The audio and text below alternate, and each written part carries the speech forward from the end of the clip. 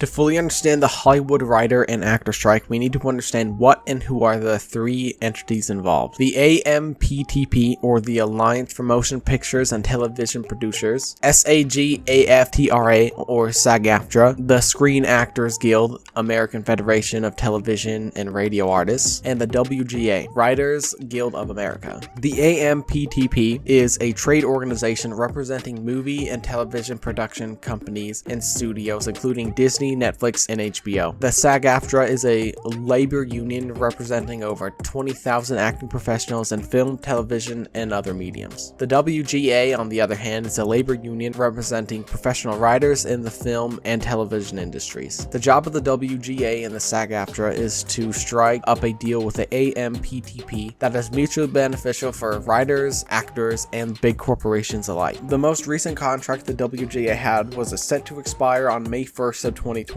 In March of 2023, the WGA began negotiations with the AMPTP to renew their contract and found that they could not agree on terms of the new contract. On April 17th, it was announced that members of the union had voted in an overwhelming 97.85% in favor to strike. When May 1st rolled around at 9:38 p.m., the Twitter account of the WGA tweeted out, "The board of directors and the council, acting upon the authority granted to them by their memberships, have voted unanimously to call a strike effective 12:01 a.m. Tuesday, May 2nd. But before we go any further, let's dive into what exactly the writers were wanting added into their new contracts that the AMPTP shot down. First up, writers wanted better residuals. What that boils down to is writers are paid for writing scripts for the shows and movies, but they are also paid residually when their work is aired on TV. However, when it comes to streaming services, the studios have weaseled out of paying the writers in the same way, because in the contract, they don't really consider streaming, because at the time of writing it, streaming wasn't a big deal. I found in a news article that a writer on Abbott Elementary stated that she earns $3,500 for an episode that re-airs on a TV network. But what happens is that the show is also available on Hulu, Disney Plus, and HBO Max. The network doesn't have the same reason to re-air the same content that they have on their streaming service. Her residual check for her episode being available on streaming sites is just $700. If you're interested in reading the article, I'll have it linked down below. When writers are in between projects, they are often forced to rely on these residual payments while looking for a new job. As you can imagine, when you have no income, 13 grand is a lot more than 700. The WGA proposed better residual payments for writers with shows on streaming services, and that was shot down by the AMPTP. In addition to this, the WGA proposed that the data of how many views shows and movies get should be made more public. Another trick that the AMPTP uses to circumnavigate having to pay more for writers is something called mini rooms. This is when a small group of writers come up with the stories for a full season of a show before hiring a full writing staff. This format can allow a singular writer or a showrunner to hatch a show's entire arc, but as a mini room writer said to IndieWire, in practice it means writers do the full amount of work for far less pay. If they develop storylines well in advance, a streamer or network may only have to pay if the show is picked up for a second season. Another thing they are fighting for is more stable employment. Over the past few years, TV series have gotten progressively shorter and shorter. The average season length used to be 22 to 24 episodes long. These days, the average is just 8. It's not unusual for writers to be paid per episodes that they write, so they have in some cases halved people's pay. All the while studios are hiring less and less writers, so these writers are getting paid less for way more work. Working on a season with 22 to 24 episodes often meant being employed for about a year. With the shortening seasons, writers have been forced to find several jobs in a single year. This has caused fierce competition for the dwindling positions, and this has also caused the industry to be very unfriendly to newcomers, as there is often no room for someone who lacks experience. To fix this issue, the WGA is proposing that studios must have a minimum amount of writers per job.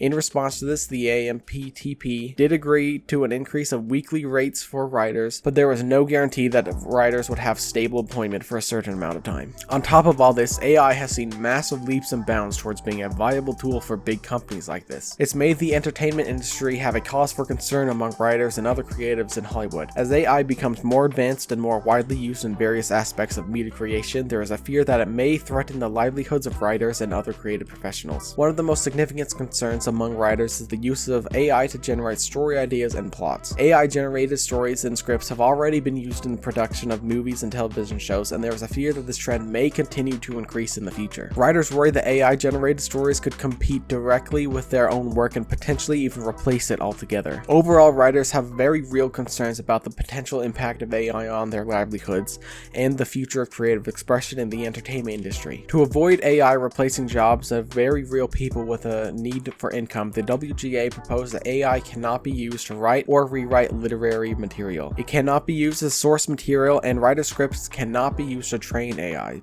The AMPTP rejected this proposal, but counter-offered with annual meetups to discuss advancements in technology. If you're interested in reading this document detailing everything that was proposed and rejected, I'll link a PDF in the description below. 2 months into the strike, and neither side was willing to budge. July 17th, SAG-AFTRA, the actors union, joined the writers in their strike. This is the very first time both unions have been on strike at the same time since the 1960s. Initially, the SAG-AFTRA's contract had expired on July 1st, but negotiations had been extended to the 12th of July. As it turned out that just about nothing was achieved in those extra 12 days, leaving the actors union feeling that they had just been stalling. Very much the same story, the SAG-AFTRA was trying to get higher pay, better working conditions, and safety from streaming services and AI. With the actors union joining the writers on strike, the WGA added into their contract another provision that would allow writers to honor the picket lines of their sister guild, such as the SAG-AFTRA. What that would mean is that even if the WGA got a signed contract, that the writers would not be doing any writing until the actors got their own contract signed. Recently, the Warner Bros. Discovery chief executive David Zaslav said, "I think all of us in this business are very keen to figure out a solution as quickly as possible. Big problem, many people are pointing out that the low-tier workers are working for scraps while the CEOs are making millions a year. For example, David Zaslav made $246 million in 2022. Combined, the twin Hollywood strikes have been devastating for crew members and businesses that support the film industries.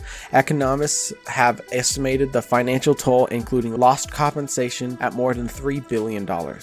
But they say the true cost will only continue to grow the longer each side tries to starve out the other. For the first 100 days of the strike, both the WGA and the AMPTP remained entrenched in their positions, with negotiations proceeding very slowly. The WGA has been criticized for being overly rigid in its demands, while the AMPTP was criticized for failing to offer significant improvements to the writers' working conditions. As the weeks turned into months, the impact of the strike on the entertainment industry has become more apparent.